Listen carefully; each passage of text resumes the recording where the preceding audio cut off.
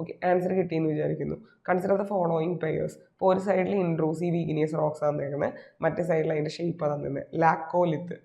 Hello friends, welcome to Entri geography classes. Myself Rino Mariyam.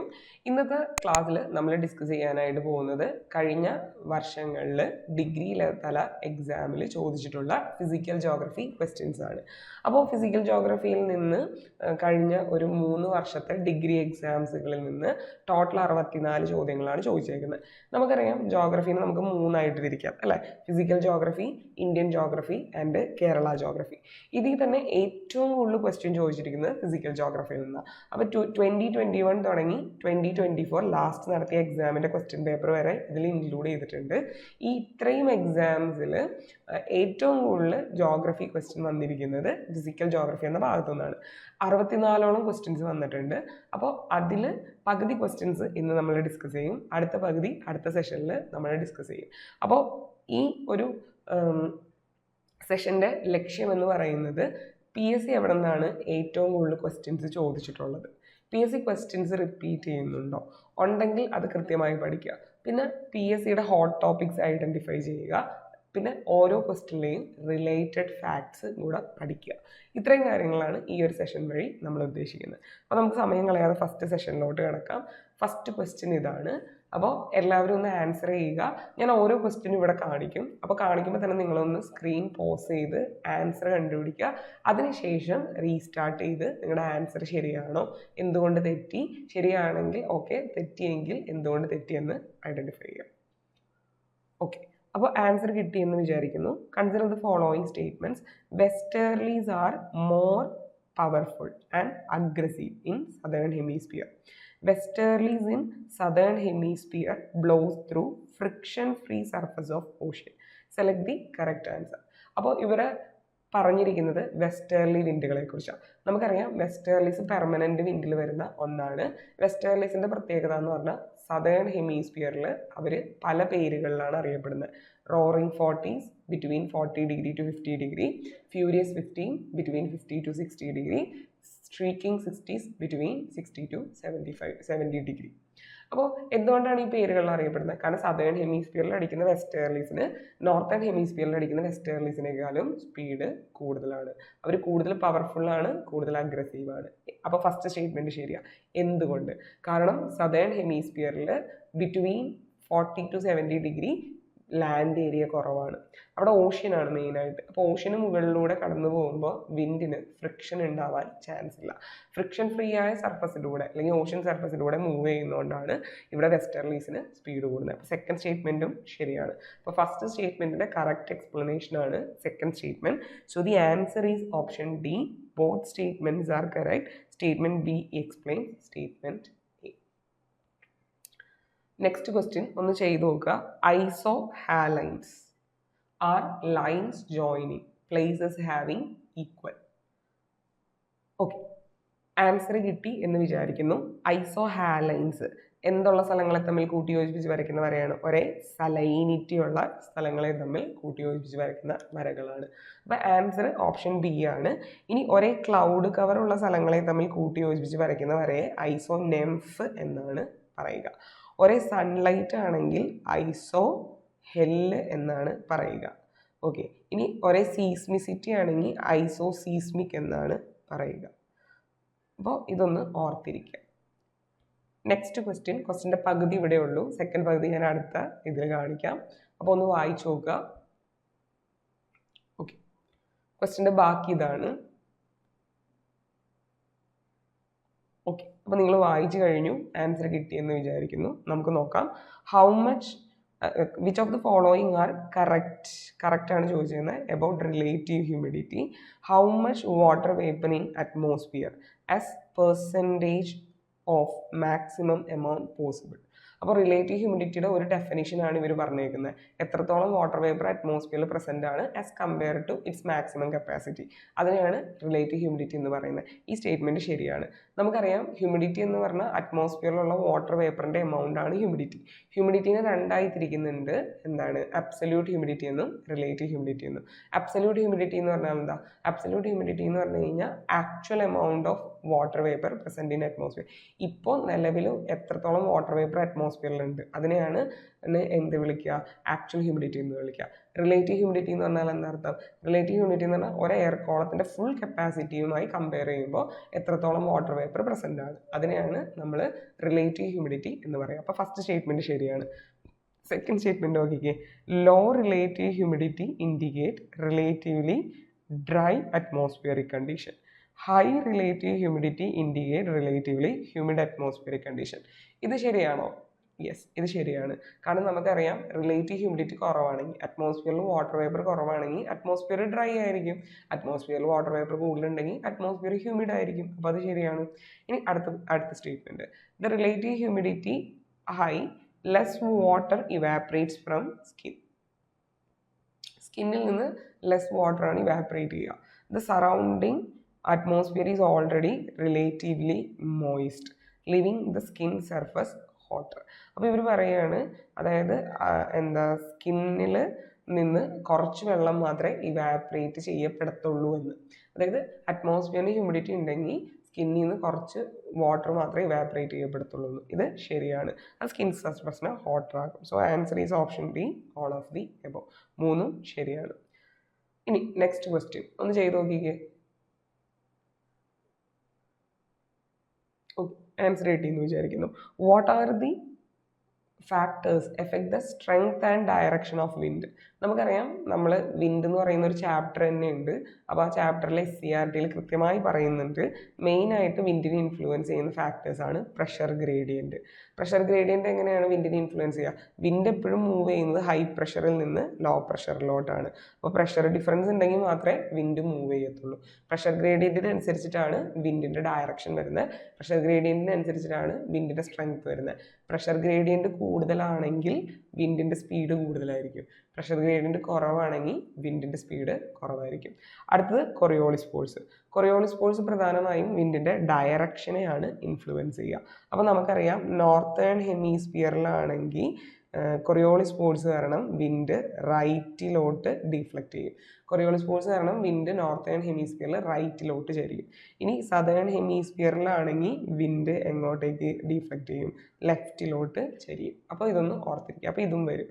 ഇനി അടുത്ത friction. Friction വരുമോ? ഫ്രിക്ഷൻ വരും. കാരണം ഫ്രിക്ഷൻ കൂടുന്നതനുസരിച്ച് വിൻഡിൻ്റെ സ്പീഡ് കുറയും. നമ്മൾ വെസ്റ്റേർലിസിൻ്റെ കേസ് പറഞ്ഞു അല്ലേ? അപ്പോൾ ഫ്രിക്ഷൻ കൂടുന്നതനുസരിച്ച് വിൻഡിൻ്റെ സ്പീഡ് കുറയും. അപ്പോൾ മൂന്നും സ്ട്രെങ്ത്തിനെയും ഡയറക്ഷനെയും ഇൻഫ്ലുവൻസ് ചെയ്യുന്ന ഫാക്ടേഴ്സാണ്. So choose the correct answer ആണ് option D 1, 2 and 3. Next question വായിച്ചു നോക്കുക, ആൻസർ കണ്ടുപിടിക്കാം. Consider the following statement. Intensive seismic activity occurs along convergent lithospheric plate boundaries. ശരിയാണോ ഈ സ്റ്റേറ്റ്മെൻറ്റ്? ശരിയാണ്.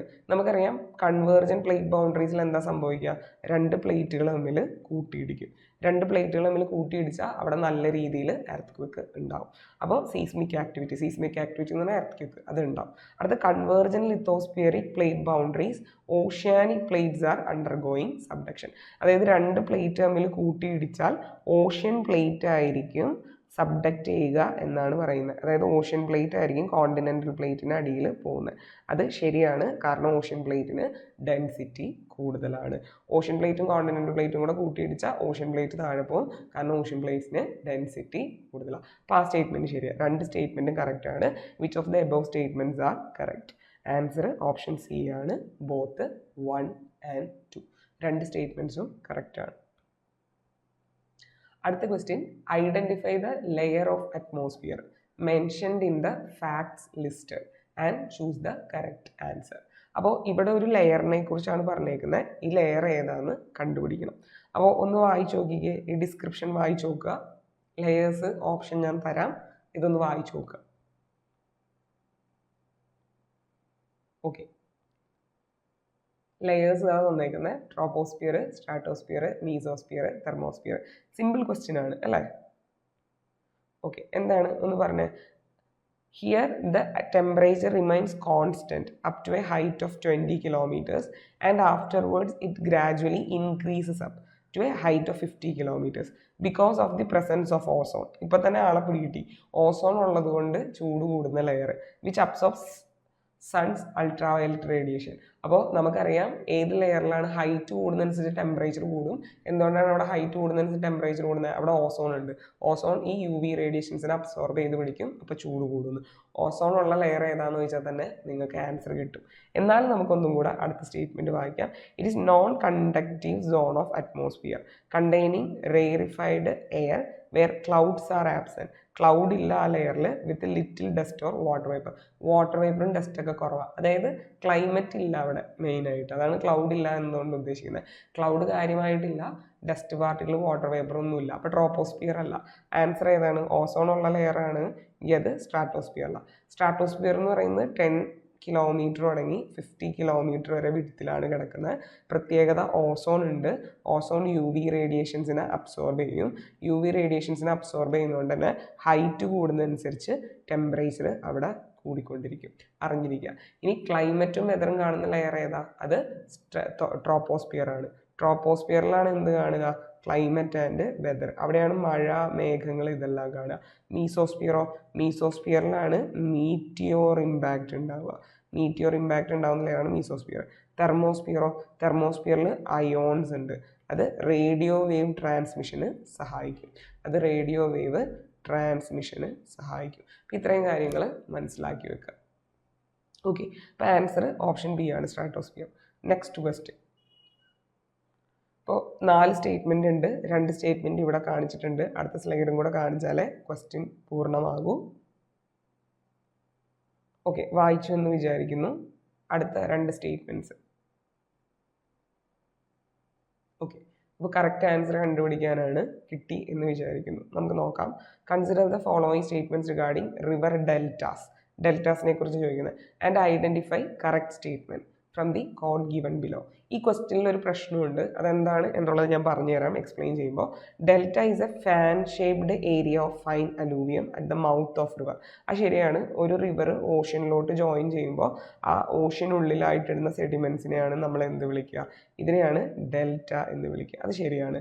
Deltas are the tidal mouth of river where fresh and saline water mixed. ഇത് ശരിക്കും estuary എന്ന് പറയുന്ന ഒരു ലാൻഡ് ഫോമിൻ്റെ ഡെഫിനിഷനാണ്. എന്താണ് എസ്റ്റുറി എന്ന് പറയുന്നത്? ഒരു റിവർ ഡയറക്റ്റ് ഓഷ്യനിലോട്ട് കയറുകയാണ് വിത്തൗട്ട് മേക്കിംഗ് എനി ഡെൽറ്റാസ്. അതായത് റിവേഴ്സ് ഓഷ്യനിലോട്ട് കിടക്കുമ്പോൾ സെഡിമെൻറ്റ്സ് ഒന്നും നിക്ഷേപിക്കുന്നില്ല എന്നുണ്ടെങ്കിൽ അതിനെയാണ് എസ്റ്റുറി എന്ന് പറയുക. ഓക്കെ, അപ്പോൾ ഇത് ശരിക്കും എസ്റ്റുറിയുടെ ഒരു ഡെഫിനിഷനാണ്. പക്ഷേ രസം എന്താണെന്ന് ചോദിച്ചാൽ ഡെൽറ്റയിലും ഫ്രഷ് വാട്ടറും സലൈൻ വാട്ടറും കൂടെ മിക്സ് ചെയ്യപ്പെടുന്നുണ്ട്. അപ്പോൾ അങ്ങനെ നോക്കിക്കഴിഞ്ഞാൽ ഡെൽറ്റയെ സംബന്ധിച്ചത് ശരിയാണ്. കാരണം ഡെൽറ്റയിലും റിവർ ഓഷ്യനിൽ ജോയിൻ ചെയ്യുന്ന സ്ഥലമാണ്. റിവർ ഓഷ്യനിൽ ജോയിൻ ചെയ്ത് കഴിഞ്ഞാൽ ഉറപ്പായിട്ട് റിവറിലെ വെള്ളം ഫ്രഷ് വാട്ടറാണ്, ഓഷ്യനിലെ വെള്ളം സലൈൻ വാട്ടർ. അപ്പോൾ ഇങ്ങനെയാണ് ഈ സ്റ്റേറ്റ്മെൻറ്റ് ശരിയാണ്.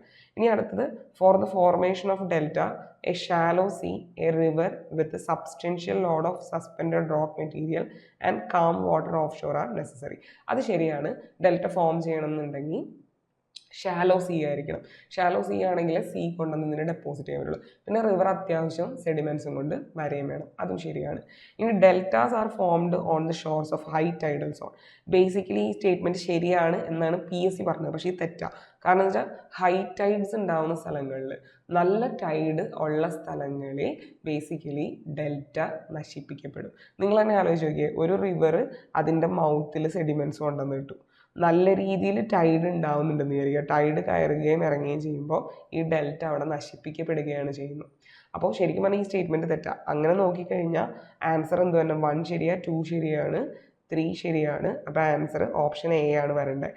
1, 2 and 3. പക്ഷേ PSC പറഞ്ഞത് 2 തെറ്റാണ്. 1, 2 and 4 ആയിരുന്നു PSCയുടെ ആൻസർ. അപ്പോൾ എനിക്ക് PSCയുടെ ആൻസർ നിങ്ങളോട് കൺവേ ചെയ്യേണ്ടതായിട്ടുണ്ട്. അതുകൊണ്ടാണ് ഞാൻ പറഞ്ഞത് PSCയുടെ ആൻസർ 1, 2 and 4 ആണ്.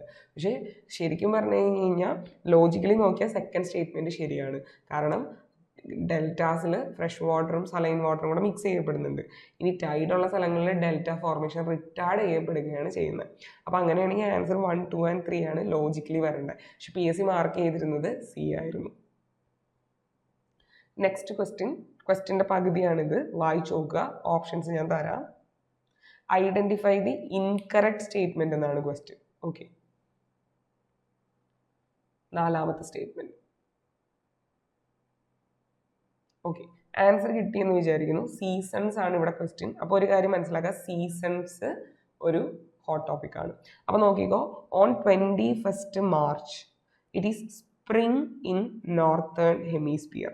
It is called spring or vernal equinox. ശരിയാണോ? മാർച്ച് 21 സ്പ്രിംഗ് ആണോ? ശരിയാണ്. മാർച്ച് 21 സ്പ്രിംഗ് ആണ്. മാർച്ച് 21 തുടങ്ങി ജൂൺ 21 വരെ നോർത്തേൺ ഹെമിസ്ഫിയറാർക്ക് സ്പ്രിംഗ് ഇക്വിനോക്സ് അല്ലെങ്കിൽ വെർണൽ ഇക്വിനോക്സ്. ശരിയാണ്. ഇനി 23rd September is autumn in northern hemisphere. It is called autumn equinox.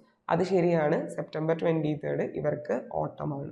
ഇനി on June 21 north pole is inclined towards sun. അത് ശരിയാണ്. അങ്ങനെ നോർത്ത് പോൾ സണ്ണിനോട് ചേർന്നാണ് ഇരിക്കുന്നത്. ഇനി നോർത്തേൺ ഹെമിസ്ഫിയറിൽ ഡേ ലെങ്ത് കൂടും. Days are long and hot and it is summer. അതും ശരിയാണ്. So called summer solstice. ഇതും ശരിയാണ്. പക്ഷെ നമ്മളോട് കണ്ടുപിടിക്കാൻ പറയുന്നത് എന്താ? ഇൻകറക്റ്റ് കണ്ടുപിടിക്കാനാണ് പറഞ്ഞേക്കുന്നത്. 4ാമത്തെ സ്റ്റേറ്റ്മെൻറ്റ് നോക്കാം. On 22nd December south pole is incline to sun. അത് ശരിയാണ്. So days are long. അതല്ല, അവിടെ തെറ്റാണ്. ഡേയ്സ് ആർ ഷോർട്ട് ആണ്. അപ്പോൾ ഹോട്ട് അല്ല വരുന്നത്. എന്താണ് വരിക? സോറി, ഞാൻ പറഞ്ഞു മാറിപ്പോയി. On 22nd December south pole is incline to sun. അത് ശരിയാണ്. So days are long. അതും ശരിയാണ്. ഹോട്ടാണ്. അതും ശരിയാണ്. അത് വിൻ്റർ അല്ല. ഡേയ്സ് ലോങ് ആവുകയാണെങ്കിൽ അത് വിൻ്റർ അല്ല. അതെന്താണ്? അത് സമ്മറാണ്. അപ്പോൾ അതൊന്ന് ഓർത്തിരിക്കുക. December 22 സൗത്ത് പോള് സൂര്യനോട് ചേർന്ന് നിൽക്കുകയാണ്. അതായത് സൗത്ത് പോളിൽ ഡേ ലെങ്ത് കൂടുതലാണ്. ഡേ ലെങ്ത് കൂടുതലാണെങ്കിൽ ചൂട് കൂടും. ചൂട് കൂടുന്ന ക്ലൈമറ്റ് വിൻ്റർ അല്ല. എന്താണ്? അത് വിൻ്റർ അല്ല, അത് സമ്മറാണ്. അപ്പോൾ ഇത് തെറ്റാണ്. എന്തുകൊണ്ടാണ് തെറ്റുന്നതെന്ന് മനസ്സിലായോ? അത് വിൻ്റർ സോളിസ്റ്റിസ് അല്ല. അത് അവരെ സംബന്ധിച്ച് സദേൺ ഹെമിസ്ഫിയറാർക്ക് സമ്മർ സോളിസ്റ്റിസ് ആണ്. നോർത്തേൺ ഹെമിസ്ഫിയറാർക്കാണ് അത് എന്ത് വരിക? വിൻ്റർ സോളിസ്റ്റിസ് വരിക. ഓക്കെ. അപ്പോൾ ഈ സ്റ്റേറ്റ്മെൻറ്റ് തെറ്റാണ്. ഈ സ്റ്റേറ്റ്മെൻറ്റ് തെറ്റാണ്. തെറ്റാൻ കാരണം എന്താണെന്ന് മനസ്സിലായല്ലോ. So answer is option D. 4th is wrong. Next question. Which of the following statements given below is not true regarding the characteristics of tropical cyclone? Simple question ആണ്. Okay, answer കിട്ടിയെന്ന് വിചാരിക്കുന്നു. Tropical സൈക്ലോൺസിൻ്റെ പ്രത്യേകത അവർ കടലിൽ മാത്രമേ രൂപപ്പെടത്തുള്ളൂ. അപ്പോൾ first statement ആണ് wrong അല്ലേ? നമ്മളോട് കണ്ടുപിടിക്കാൻ പറയുന്നത് നോട്ട് ട്രൂ ആണ്, തെറ്റായ statement. Originate both land and ocean in tropical region. അത് തെറ്റാണ്. ട്രോപ്പിക്കൽ സൈക്ലോൺസ് എവിടെ മാത്രമേ ഉണ്ടാവുന്നുള്ളൂ? ട്രോപ്പിക്കൽ സൈക്ലോൺസ് ഓഷ്യനിൽ മാത്രമേ ഡെവലപ്പ് ചെയ്യത്തുള്ളൂ. ടെമ്പറേറ്റ് സൈക്ലോൺ ആണ് ഓഷ്യനിലും ലാൻഡിലും രൂപപ്പെടുന്നത്. ഫസ്റ്റ് സ്റ്റേറ്റ്മെൻ്റ് ആണ് നമ്മുടെ ആൻസർ. സെക്കൻഡ് സ്റ്റേറ്റ്മെൻറ്റ് ഒന്ന് വായിച്ചു നോക്കാം. Low pressure centre with high wind velocity. അത് ശരിയാണ്. സൈക്ലോൺ എന്ന് പറഞ്ഞാൽ തന്നെ wind circulation around low pressure area ആണ്. അപ്പോൾ അത് ശരിയാണ്. Then not all depressions are turned into cyclone. അതും ശരിയാണ്. എല്ലാ ലോ പ്രഷർ സിസ്റ്റവും സൈക്ലോൺ ആവണമെന്ന് നിർബന്ധമില്ല. സൈക്ലോൺ ഉണ്ടാവണമെങ്കിൽ കുറച്ച് കണ്ടീഷൻസ് വേണം. നമ്മളത് പറഞ്ഞിട്ടുണ്ട് ക്ലാസ്സിൽ. ഓക്കെ, ഒന്ന് 27 ഡിഗ്രി സെൽഷ്യസിന് മുകളിൽ temperature, pre low pressure region, പിന്നെ നമ്മൾ പറഞ്ഞു കൊറിയോളിസ് പോഴ്സ് വേണം, പിന്നെ എന്താണ് അപ്പർ എയർ ഡൈവേർജൻസ് വേണം, അതുപോലെ തന്നെ സ്മോൾ വേരിയേഷൻ ഉണ്ട് വെർട്ടിക്കൽ വിൻഡ് സ്പീഡ്. ഇത്രയും കാര്യങ്ങളുണ്ടെങ്കിൽ സൈക്ലോൺ ആവുള്ളൂ. എല്ലാ ഡിപ്രഷനും സൈക്ലോൺ ആവില്ല. അത് ശരിയാണ്. Cumulo nimbus clouds surrounds the core of the cyclone. അത് ശരിയാണ്. ക്യുമുലോ നിംബസ് ക്ലൗഡ്സ് മഴ മേഘങ്ങൾ. സൈക്ലോൺ ഉണ്ടാകുമ്പോൾ മഴയുണ്ടാവും. മഴയുണ്ടാക്കുന്ന മേഘങ്ങളാണ് ക്യുമുലോ നിംബസ് ക്ലൗഡ്സ്. സൈക്ലോണിൽ കാണുന്ന മേഘങ്ങൾ ക്യുമുലോ നിംബസ് ക്ലൗഡ്സ്. അപ്പോൾ ആ സ്റ്റേറ്റ്മെൻറ്റും ശരിയാണ്. So the wrong answer is option A. Next question. Which of the soil commonly found in humid areas were having high temperature and heavy rainfall with alternative wet and dry period? അപ്പോൾ നമ്മൾ soils പഠിച്ചിട്ടുണ്ട്. സോയിൽസിൽ ഓരോ സോയിൽസിനും ഓരോ പ്രത്യേകതകളുണ്ട്. അപ്പോൾ ഇതിൽ ഏത് സോയിലാണ് humid റീജിയൻസിൽ ഉണ്ടാവുക? അതും നല്ല ടെമ്പറേച്ചറും നല്ല ഹ്യൂമിഡിറ്റിയും ഉള്ള സ്ഥലങ്ങളിൽ ഉണ്ടാവണം. നല്ല ടെമ്പറേച്ചറും നല്ല റെയിൻഫോൾ ഉള്ള സ്ഥലങ്ങളിൽ. അത് ലാറ്ററൈറ്റ് സോയിലാണ്. കേരളത്തിൻ്റെ കാലാവസ്ഥ ഓർത്താൽ മതി. നല്ല മഴയും കിട്ടാറുണ്ട്, അതുപോലെ തന്നെ നല്ല ടെമ്പറേച്ചറുള്ള സ്ഥലങ്ങളാണ്. നമ്മുടെ കേരളത്തിൽ ഏറ്റവും കൂടുതൽ കാണുന്ന സോയിൽ ഏതാ? Laterite soil. അപ്പോൾ നല്ല ടെമ്പറേച്ചറും നല്ല ഹ്യൂമിഡിറ്റി ഉള്ള സ്ഥലങ്ങളിൽ സോയിലിൽ നിന്ന് സിലിക്ക, ലൈം ഈ രണ്ട് സാധനങ്ങൾ ഒലിച്ചു പോകും, ലീച്ച് ചെയ്തു പോകും. അങ്ങനെ ലീച്ച് ചെയ്ത് പോകുമ്പോഴാണ് ലാറ്ററൈറ്റ് സോയിൽ ഉണ്ടാവുന്നത്. ഇനി അലൂവിയൽ സോയിലാണെങ്കിലോ? അലൂവിയൽ സോയിലാണെങ്കിൽ റിവേഴ്സ് ഒഴുകുന്ന സ്ഥലങ്ങളിലാണ് ഉണ്ടാവുക. പുഴ ഒഴുകുന്ന സ്ഥലങ്ങളിലാണ് ഉണ്ടാവുക. ബ്ലാക്ക് സോയിലോ, ബ്ലാക്ക് സോയിൽ ഇഗ്നിയസ് റോക്സ് ഉള്ള സ്ഥലങ്ങളിലാണ് ഉണ്ടാവുക. ഇഗ്നിയസ് റോക്സ് പൊടിഞ്ഞാണ് ബ്ലാക്ക് സോയിൽ ഉണ്ടാവുക. റെഡ് സോയിലോ, റെഡ് സോയിൽ റെയിൻഫോള് കുറവുള്ള സ്ഥലങ്ങളിലാണ് ഉണ്ടാവുക. റെയിൻഫോൾ കുറവുള്ള സ്ഥലങ്ങളിലാണ് റെഡ് സോയിൽ ഉണ്ടാവുക. ലാറ്ററൈറ്റ് സോയിൽ ആണെങ്കിൽ ഹൈ ടെമ്പറേച്ചർ ഹൈ റെയിൻഫോൾ ഉള്ള സ്ഥലങ്ങളിലാണ് ഉണ്ടാവുക. Answer is option D. Next question, which of the following region is known as big game country? ഇതിൽ ഏതാണ് ബിഗ് ഗെയിം കൺട്രി എന്ന് അറിയപ്പെടുന്നത്?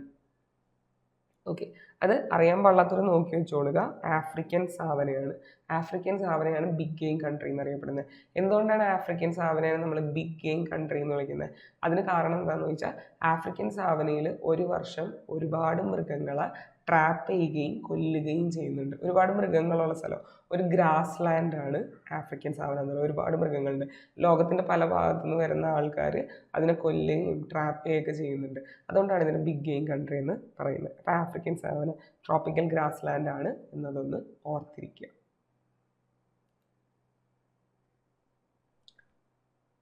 അടുത്ത ക്വസ്റ്റ്യൻ, അപ്പോൾ വായിച്ചു നോക്കുക, ആൻസർ കണ്ടുപിടിക്കുക, അതിനുശേഷം നിങ്ങൾ വീഡിയോ റീസ്റ്റാർട്ട് ചെയ്യുക.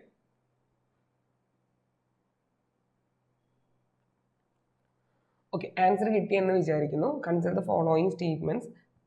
Trade winds blow from sub tropical high pressure to equatorial low pressure. അത് ശരിയാണ്. കാരണം നമുക്കറിയാം ട്രേഡ് വിൻഡ്സ് 30 ഡിഗ്രി നോർത്തിനും 30 ഡിഗ്രി സൗത്തിനും ഇടയിലാണ്. അപ്പോൾ അവർ സബ് ട്രോപ്പിക്കൽ ഹൈ പ്രഷറിൽ നിന്ന് ഇക്വറ്റോറിയൽ ലോ പ്രഷറിലോട്ട് അടിക്കുന്നത് ശരിയാണ്. Land and sea breeze are examples of trade wind. അത് തെറ്റാണ്. Land and sea breeze land sea ഉള്ള സ്ഥലത്ത് കാണുന്ന സാധനങ്ങളാണ്. പക്ഷേ ട്രേഡ് വിൻഡ്സ് എന്ന് പറഞ്ഞാൽ 30 ഡിഗ്രി നോർത്ത് 30 ഡിഗ്രി സൗത്ത് വരെ ത്രൂ ഔട്ട് കാണുന്ന വിൻഡുകളാണ്. സോ ഓപ്ഷൻ 2 തെറ്റാണ്. ഇനി trade winds blow steadily in same direction in constant course. അത് ശരിയാണ്. കാരണം നമുക്കറിയാവുന്ന കാര്യമാണ് ട്രേഡ് വിൻഡുകളാണെങ്കിലും ഏത് പെർമനൻറ്റ് വിൻഡുകളാണെങ്കിലും വെസ്റ്റേർലീസ് ആണെങ്കിലും പോളാർ ഈസ്റ്റേർലീസ് ആണെങ്കിലും പെർമനൻറ്റ് വിൻഡുകളുടെ സ്വഭാവം വർഷം മുഴുവനും ഒരേ ഡയറക്ഷനിൽ കോൺസ്റ്റൻ്റ് ആയി അടിക്കുന്നു എന്നുള്ളത്. അപ്പോൾ ശരിയാണ്. Trade winds are best developed in polar region. അല്ല, ട്രേഡ് വിൻഡ്സ് ട്രോപ്പിക്കൽ റീജിയൻസിലാണ് കാണുന്നത്. 30 ഡിഗ്രി നോർത്തേൺ ലാറ്റിറ്റ്യൂഡിനും 30 ഡിഗ്രി സദേൺ ലാറ്റിറ്റ്യൂഡിനും ഇടയിൽ, അതായത് ട്രോപ്പിക്സിലാണ് ഇവർ കാണുന്നത്. അപ്പോൾ അത് തെറ്റാണ്. അപ്പോൾ ഫോർത്തും തെറ്റാണ്. Which of the above mentioned statements are correct? 1ഉം 3ഉമാണ് കറക്റ്റ് ആയിട്ടുള്ളത്. So answer is option D, 1 and 3 only. Next question, identify the statements which are not correct. Not correct ആണ് ചോദിച്ചേക്കുന്നത്, ഒന്ന് നോക്കുക.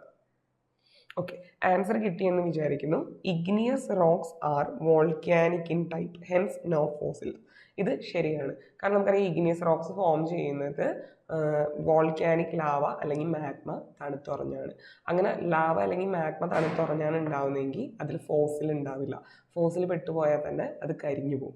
ഇനി granite and basalt R examples of igneous rock. അത് ശരിയാണ്. ഗ്രാനൈറ്റും ബസാൾട്ടും ഇതിൻ്റെ എക്സാമ്പിൾസ് ആണ്. Igneous rocks R primary rocks formed on earth. അതും ശരിയാണ്. ഇഗ്നിയസ് റോക്സിനെ വിളിക്കുന്നത് തന്നെ പ്രൈമറി റോക്സ് എന്നാണ്. കാരണം ഭൂമിയിൽ ആദ്യം ഉണ്ടായി എന്ന് കരുതപ്പെടുന്ന റോക്സ് ആണ് ഇവ. ഇനി igneous rocks have layered structure. ഇത് തെറ്റാണ്.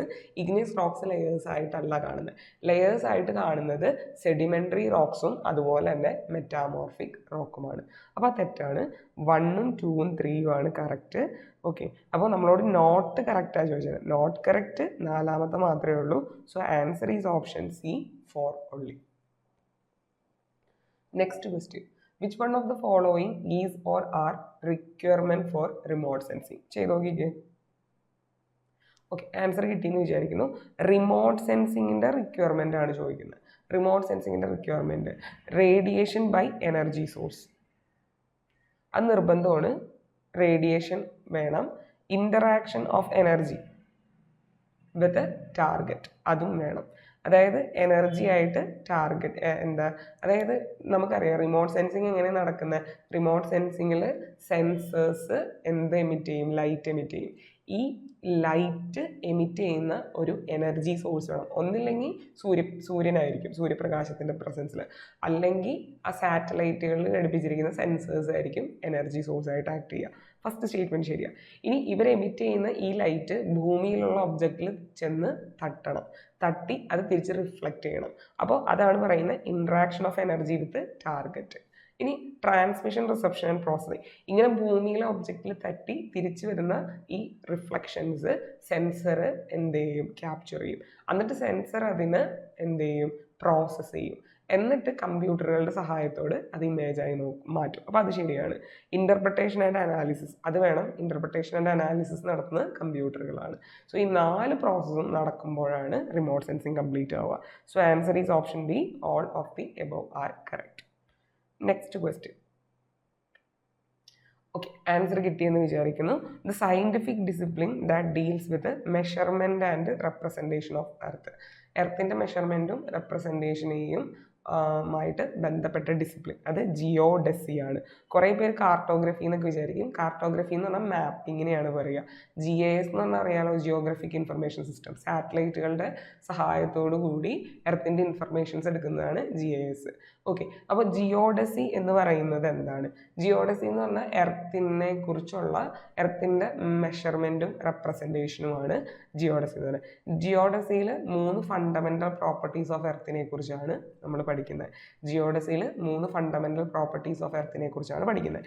എന്തൊക്കെയാണ് ആ fundamental properties? 1 shape of earth, 2 orientation in space, എർത്തിൻ്റെ orientation, 3 gravitational field of earth.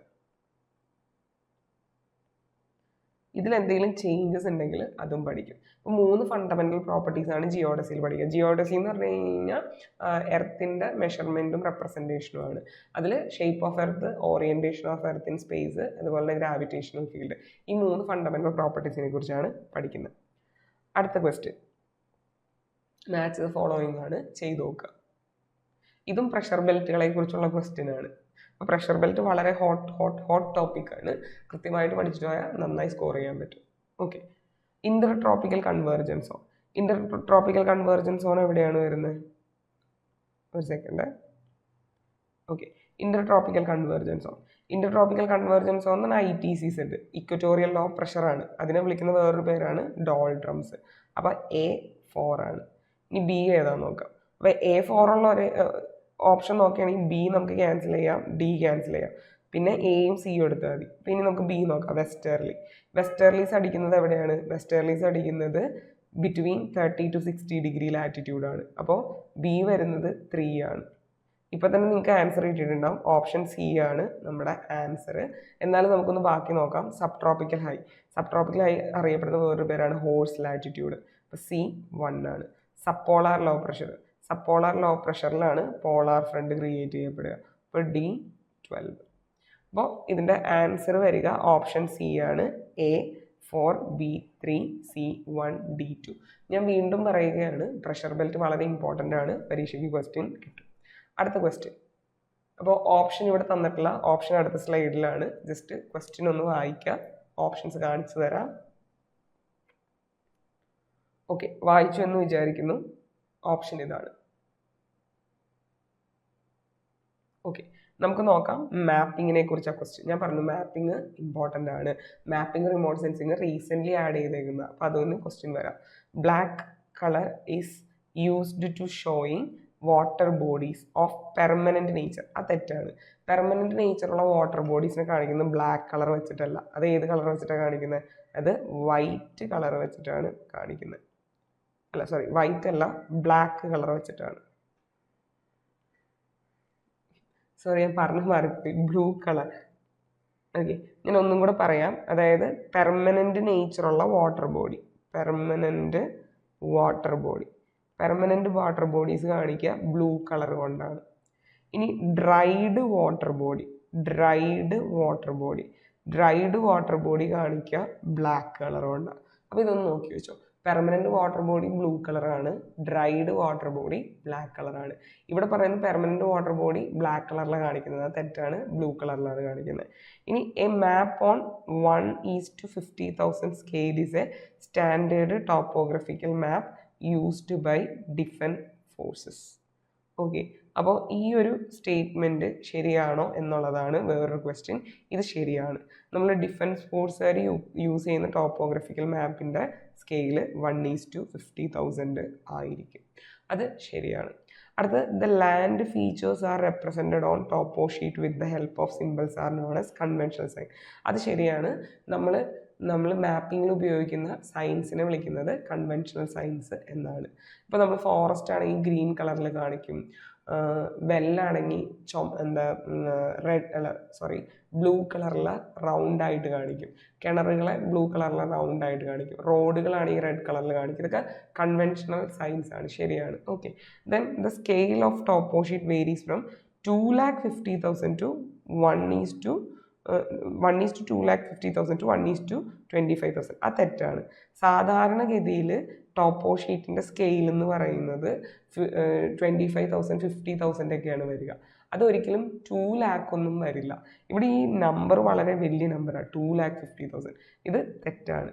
So നമുക്ക് നോക്കാം. ഇവിടെ ഓപ്ഷൻസിൽ ABCD എന്നാണ് പറഞ്ഞേക്കുന്നത്. അപ്പോൾ ഇത് നമുക്ക് ABC ആൻഡ് D ആയിട്ട് നോക്കാം. അപ്പോൾ A തെറ്റാണ്, ഇവിടെ D തെറ്റാ, Aയും Dയും തെറ്റാ, Bയും Cയും ആണ് ശരിയായിട്ടുള്ളത്. അപ്പോൾ നമുക്ക് നോക്കാം ഏത് ആൻസർ വരികയാണ്. ഓക്കെ, ആൻസർ വരുന്നത് ഓപ്ഷൻ A ആണ്. Statement A and D are incorrect. Aയും Dയും തെറ്റാന്നല്ലേ നമ്മൾ പറഞ്ഞത്. അപ്പോൾ A and D are incorrect, B and C are correct. Answer is option A. അപ്പോൾ ഇതൊന്ന് നോക്കി വെച്ചോ. പെർമനൻറ്റ് വാട്ടർ ബോഡീസ് ബ്ലൂ കളറിലാണ്, ഡ്രൈഡ് വാട്ടർ ബോഡീസ് ബ്ലാക്ക് കളറിലാണ്. ഡിഫൻസിന് വേണ്ടി ഉപയോഗിക്കുന്ന സ്കെയിൽ 1:50,000 ആണ്.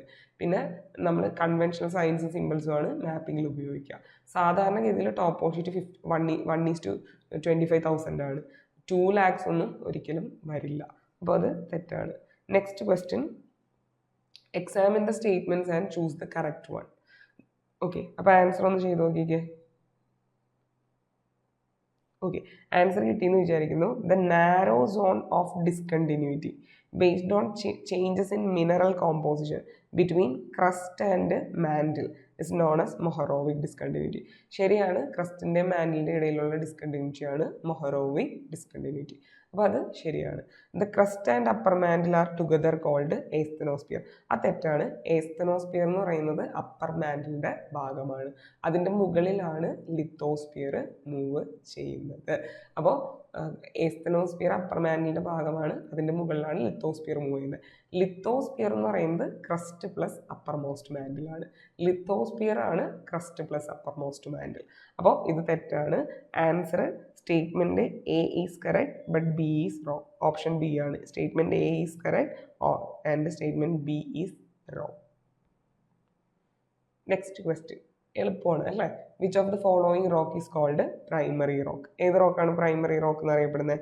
Igneous rocks. നമ്മൾ പറഞ്ഞു ഇഗ്നിയസ് റോക്സ് ആണ് ഭൂമിയിൽ ആദ്യം ഉണ്ടായി എന്ന് കരുതപ്പെടുന്ന റോക്സ്. ഇവരെയാണ് പ്രൈമറി റോക്സ് എന്ന് വിളിക്കുന്നത്. റോക്സ് വളരെ ഇമ്പോർട്ടൻ്റ് ആയിട്ടുള്ളൊരു ടോപ്പിക്കാണ്. ഒരുപാട് തവണ PSC ഇവിടെ നിന്ന് ചോദിച്ചിട്ടുണ്ട്. അപ്പോൾ അത് കൃത്യമായി പഠിച്ചിട്ട് പോവുക. ദേ സെയിം ടൈപ്പ് ക്വസ്റ്റ്യൻ, നമ്മൾ നേരത്തെ ചെയ്ത ടൈപ്പ് തന്നെ ക്വസ്റ്റ്യൻ ആണ്. ഒരേപോലെയുള്ള ക്യാരക്ടറിസ്റ്റിക്സ് ഉള്ള സ്ഥലങ്ങളെ തമ്മിൽ കൂട്ടിയോജിപ്പിച്ച് വരയ്ക്കുന്ന ഇമാജിനറി ലൈൻസ് ആണ് ഇവിടെ question. A line representing the points of equal amount of cloud cover. ഞാൻ നേരത്തെ പറഞ്ഞതാണ്. അതേതാണ്?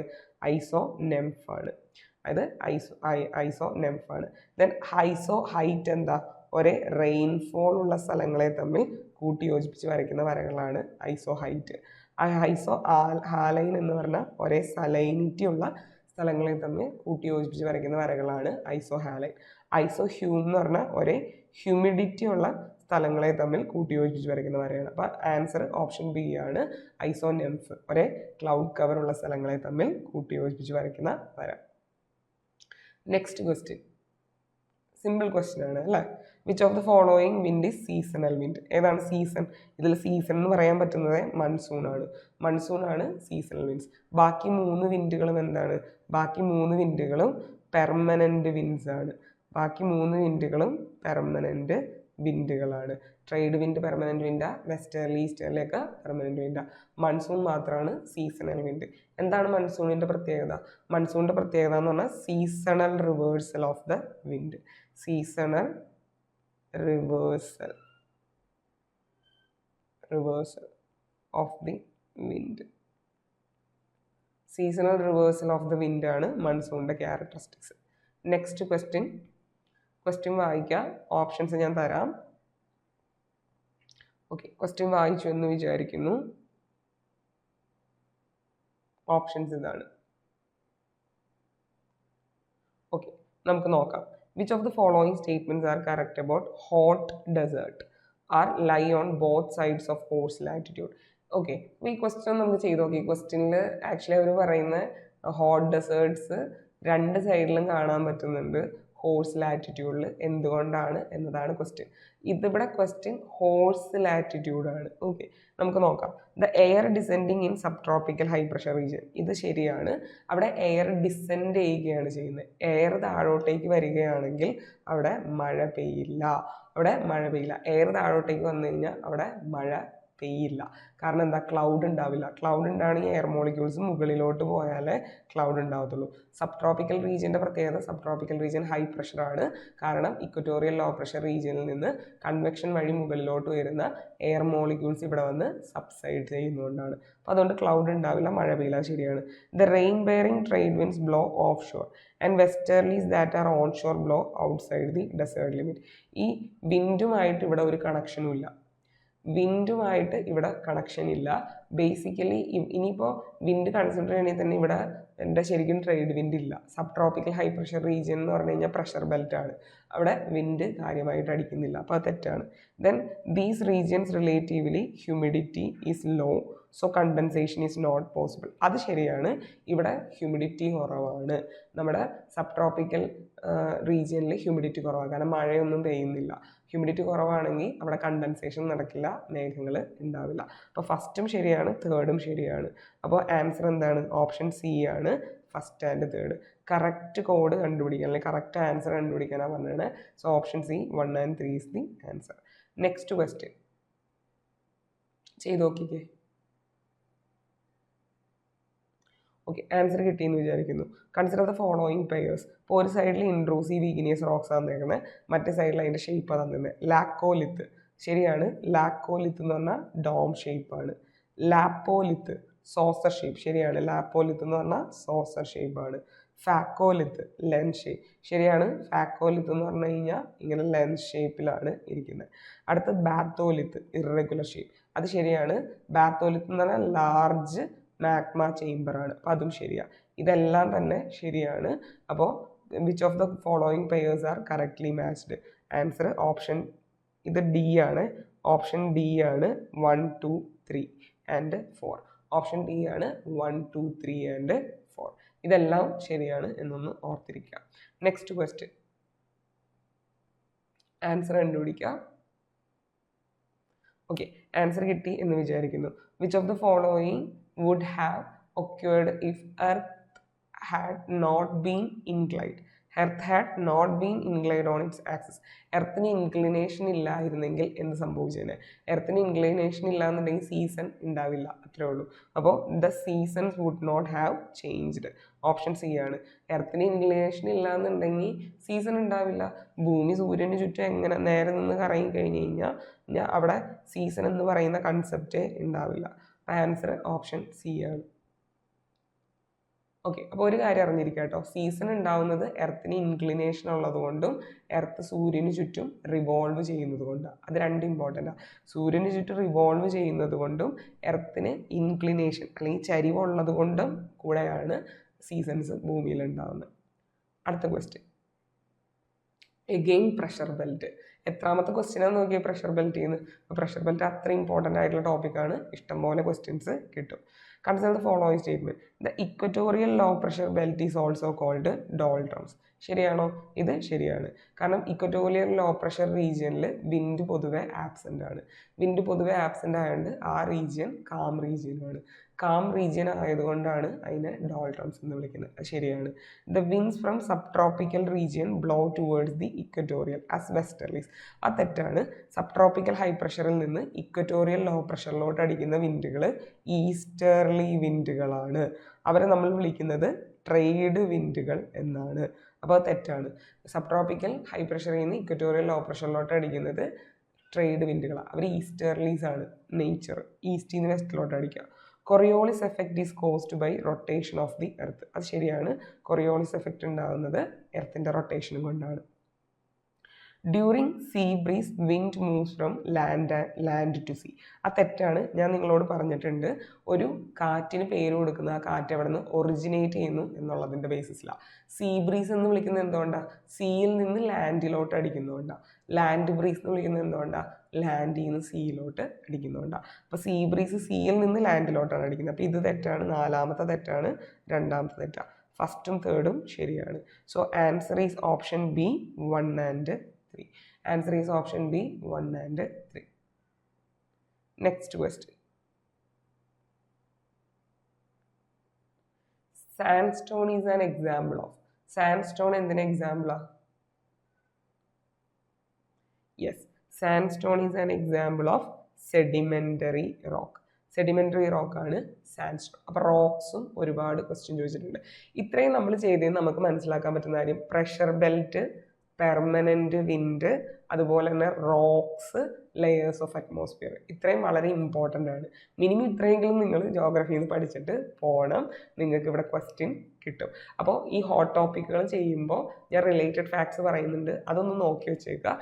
അതോടൊപ്പം തന്നെ ഈ നമ്മൾ ക്വസ്റ്റ്യൻ ചെയ്ത ഏരിയാസ് അത് ഫോക്കസ് ചെയ്ത് പഠിക്കാനായിട്ട് ശ്രദ്ധിക്കുക. അത് ഫോക്കസ് ചെയ്ത് പഠിച്ചാൽ നിങ്ങൾക്ക് മാക്സിമം മാർക്ക് സ്കോർ ചെയ്യാനായിട്ട് സാധിക്കും. അപ്പോൾ ഇതിൻ്റെ നെക്സ്റ്റ് സെഷൻ ഉണ്ട്, ഒരു സെഷനും കൂടി ഉണ്ട്. ആ സെഷനിൽ നമ്മൾ ബാക്കി ക്വസ്റ്റ്യൻസ് ഡിസ്കസ് ചെയ്യും. അപ്പോൾ ഈ ഒരു സെഷൻ നിങ്ങൾക്ക് ഉപകാരപ്പെടുന്നുണ്ട് എന്ന് വിചാരിക്കുന്നു.